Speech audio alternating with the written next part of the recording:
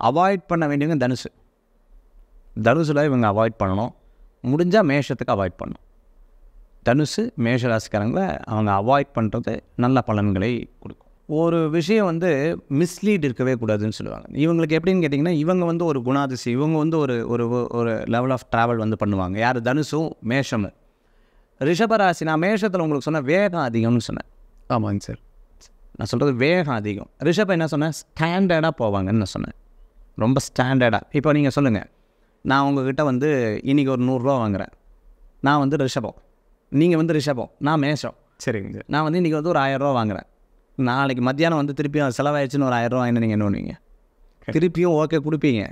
நாளான்னைக்கு மத்தியானம் வந்து 1 லட்ச ரூபா திருப்பி வாங்கினேன். திருப்பி நாளான்னைக்கு வாங்கினேன்னா உங்களால் தாங்க கொடுங்க. இதெல்லாம் நடக்காதுப்பா என்கிட்ட.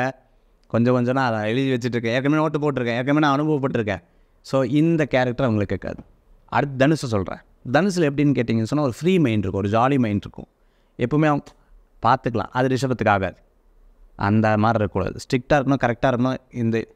இந்த குணாதிசயம் இப்போ நான் சொன்ன அத்தனை விஷயமும் நான் சொல்கிறேன். திருப்பி இந்த பாயிண்ட்டை வந்து நீங்கள் எப்போவுமே அண்டர்லைன் பண்ணிக்கோங்க. இதெல்லாம் அவங்க லைஃப்பில் ஒரு அடிப்பட்டதுக்கு அப்புறம் தான் இவங்க இந்த கேரக்டரே மாறுவாங்க.